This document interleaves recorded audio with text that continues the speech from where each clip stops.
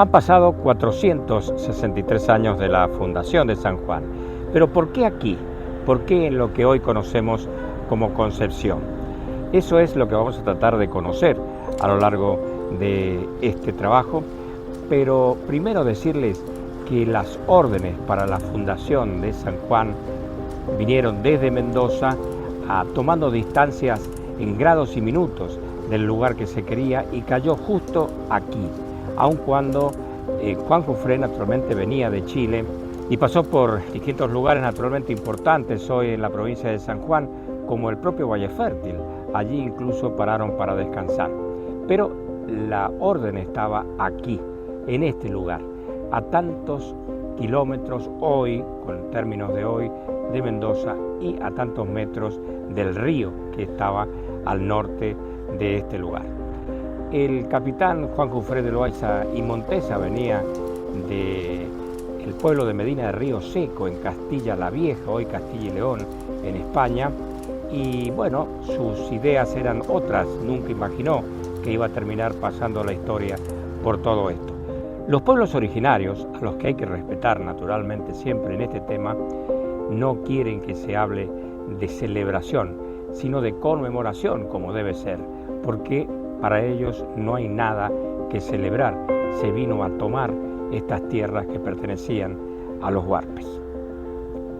Y aquí vemos la estatua a don Juan Jufré, realizada por el escultor uruguayo radicado en San Juan desde muy joven, don Miguel Ángel Sugo, que ganó un concurso precisamente para la realización de esta obra tan original que ha sido admirada por escultores de todo el país y de gente incluso de afuera, descendientes de Juan Jufré, que han venido a San Juan desde la República de Chile y han observado esta obra.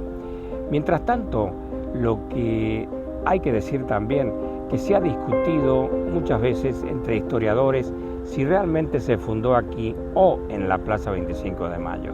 No es lejano este tema de la discusión, pero finalmente se ha vuelto a ratificar que la fundación de San Juan de la Frontera fue aquí. La elección de San Juan Bautista como patrono de esta ciudad estuvo dada porque justamente fue o era el patrono del pueblo donde nació Jufré, en Medina de Río Seco, en Castilla y León, España. Y bueno, conoceremos también detalles de lo que es el área fundacional de la ciudad de San Juan hoy, determinada fehacientemente hace muy pocos años por 5 historiadores notables de la provincia de San Juan. 2 de ellas fueron miembros de la Academia Nacional de la Historia, como Margarita Ferrá de Bartol, Isabel Gironés de Sánchez, pero también Leonor Paredes de Escarzo y la doctora Teresa Micheli, que fue directora del Museo Arqueológico Gambier, además del profesor Edgardo Mendoza. Y visitaremos la Plaza 25 de Mayo, primero Plaza de Armas, Plaza Mayor, porque fue precisamente allí donde se trasladó la ciudad en 1593, cuando se produce una inundación en este sitio y se ven obligados a ese traslado a un lugar que en ese momento no era más que un potrero. Y el traslado, como decíamos aquí, a este lugar hoy conocido como Plaza 25 de Mayo, Plaza de Armas, Plaza Mayor, fue dispuesto en 1593 por Luis Jufré, hijo del fundador, que un poco después, un año después, fundaría la provincia de San Luis. Esto era ni más ni menos que un potrero, donde con el tiempo comenzaron a plantarse árboles bajo la gobernación de José Ignacio de la Rosa, y seguiremos contando cómo evoluciona esta plaza. Y hay que decir también que incluso hubo corridas de toros aquí, a la usanza española, hasta bien finalizado, incluso principios del siglo XX. Y ahora vamos a subir al campanil de la Catedral de la ciudad de San Juan para hablar de la ciudad desde arriba y con una perspectiva muy interesante de lo que fue y de lo que es hoy la ciudad de San Juan.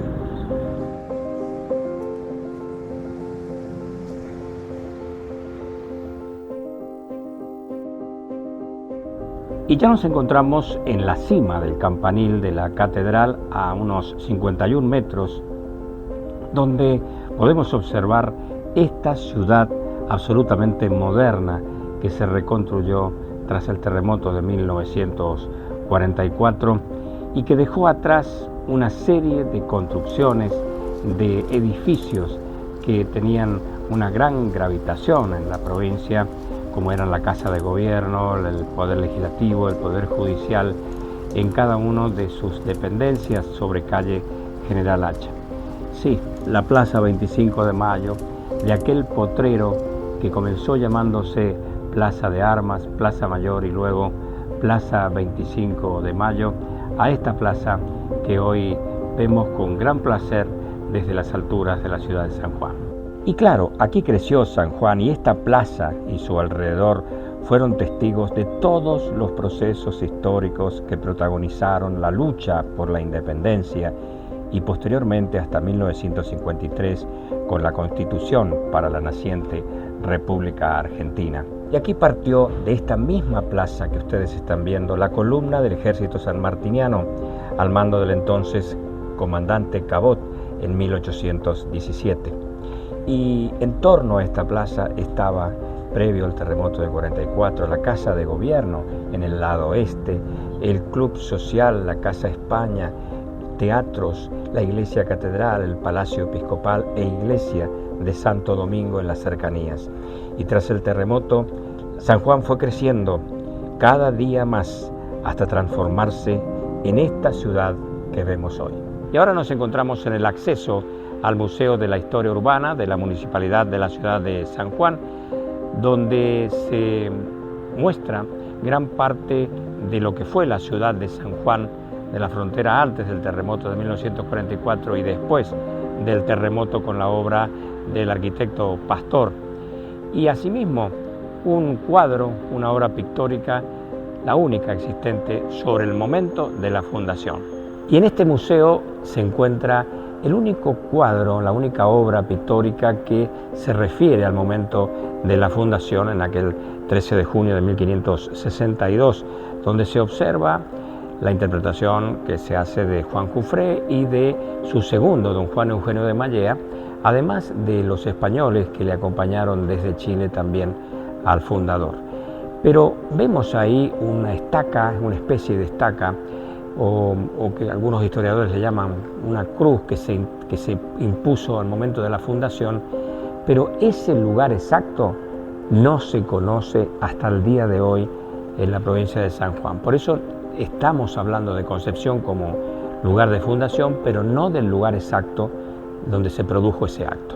Y a continuación vamos a conversar con la profesora en enseñanza media y superior e investigadora María Julia Ñeco, nieta del creador del Museo Histórico Provincial Agustín Ñeco, sobre aspectos menos conocidos de la fundación de San Juan y de esta ciudad que cambió tanto después del terremoto de 1944. Esa ciudad, esa muy pequeñita ciudad que comenzó siendo muy rústica, diríamos, y muy sencilla, cuando Juan Jufré llega a San Juan, allá con sus 32 encomenderos y 2 mujeres, a San Juan, a ese lugar tan ríspido, tan difícil geográficamente hablando, hace el reparto de las manzanas para los templos y para algunas casas y algunos de esos hombres que quedan, porque hay que decir que Juan Jufré quedó muy poco tiempo y se fue, volvió a Chile, donde vivía y donde tenía hacienda y tenía viñas, un hombre rico. Aquí se instala una ciudad muy pequeña que los historiadores dicen que sufría terremotos, sequías, inundaciones. Hay que pensar en esa vida tan difícil de esos momentos. Esa ciudad, sabemos que lo dice la historia y la tradición, sufrió una inundación muy grande. Cuando vuelve su hijo Luis Jufré a fines del siglo, encuentra ya destruido todo eso. rancherías, ¿no? Rancherías, casas muy pequeñas, muy humildes, de quincha y barro. Se establece a 25 cuadras la ciudad de San Juan y esa ciudad va creciendo y se hace esa famosa ciudad colonial que sigue siendo muy pequeña, de la cual muchas veces hablamos, pero de la cual tenemos un poco de confusión. ¿Por qué? Porque tenemos que pensar que esa ciudad colonial fue cambiando, pero que durante mucho tiempo permaneció siglo XVII, siglo XVIII un poco más, ¿no es cierto?, con grandes caserones coloniales que estaban en el mismo centro de la ciudad, de pocas cuadras. Esos caserones tenían en el propio centro, tenían huertos, tenían las acequias que cruzaban por el medio del huerto, tenían grandes habitaciones, grandes patios, generalmente 2 patios. Eran realmente casas que hoy diríamos del campo, ¿no es cierto? Pero esa aldea pequeña, durante mucho tiempo, fue esa ciudad colonial a la que nosotros nos referimos. En el siglo XIX, por ejemplo, allá por 1810, la ciudad seguía siendo colonial. Transcurrió el siglo XIX y siguió creciendo un poco. Sarmiento se quejaba muchísimo de esa ciudad tan descuidada, mandó a limpiar los frentes, etcétera, porque realmente era una ciudad, no diríamos muy polvorienta. Eso pasa el tiempo, y ¿cuándo cambia esa ciudad? ¿Cuándo realmente es la ciudad que más nos llega a través de la fotografía? Es la ciudad de fines del siglo XIX, pero es ya la ciudad de la transformación. Ya no podemos decir que es una ciudad colonial, es una ciudad fine secular, con mucho de colonial, pero está mezclado. Esa es la ciudad que llega al centenario, a los comienzos del siglo, y esa es la ciudad que empieza a tener algunos edificios de ladrillo. Por ejemplo, el único edificio de ladrillo que hubo durante la época colonial fue la catedral, la que fue catedral, que era la iglesia de los jesuitas.